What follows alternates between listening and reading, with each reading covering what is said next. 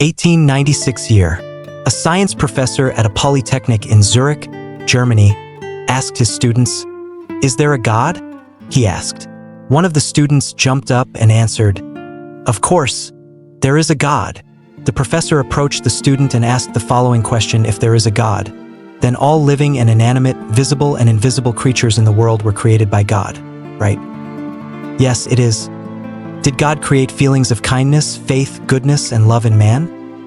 Of course, as you said, all animate and inanimate, visible and invisible creatures were created by God, so God also gave these qualities to man, said the student in a particularly cheerful voice. And now, along with these good qualities, there are also bad qualities in people, such as evil, cruelty, greed, hatred, jealousy, and these are not outside of nature, so these qualities are also created by God. Perhaps the voice of the student could be heard softly, and then he looked down without saying anything, and the professor continued his speech. "You mean maybe, and if God created such bad qualities, then that God had such bad qualities along with good qualities, because according to the basic law of nature, nothing comes from nothing, everyone gives only what he has." That student is silent, unable to answer. Now the voice of the professor, who was satisfied with his knowledge, raised his voice, and if the Creator God has such good and bad qualities in himself, then what is the difference between a God and a human? That is, a passive creature. You see, my dear students, I was going to tell you that it is wrong to believe in God, that religion is all a myth, and I am proving it to you again today. At that time, another student sitting in the audience said, "Professor, let me ask you a question. Of course, is there such thing as cold in nature?" "Of course there is." "What, you've never been frozen?"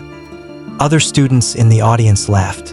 Ignoring him, the young man continued, "No mistake, Professor. There is no such thing as cold in nature, only heat.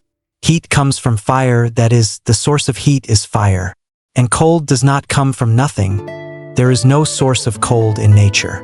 Cold is used by people to describe the absence or lack of heat.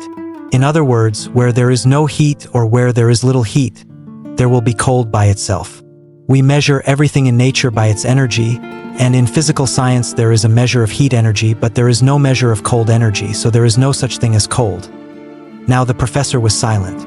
"I have one more question," said the young man. "Is there a creature called darkness in nature?" "Of course there is. Is night not darkness?"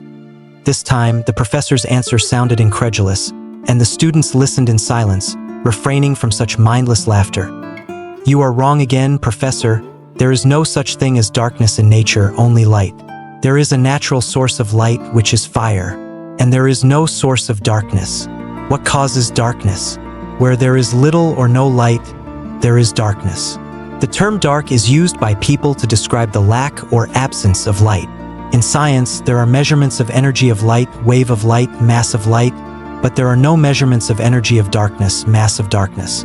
Then there is no such thing as darkness. And now I will answer your questions. Evil, cruelty, greed.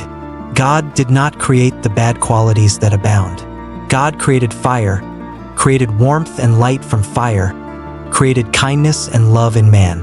Just as where there is no fire, there is coldness and darkness by itself.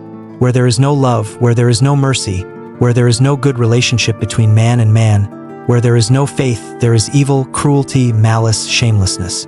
Both hunger and thirst arise by themselves. The professor looked pale, his eyes fixed on a single point, and he remained motionless in a silent, gesturing position.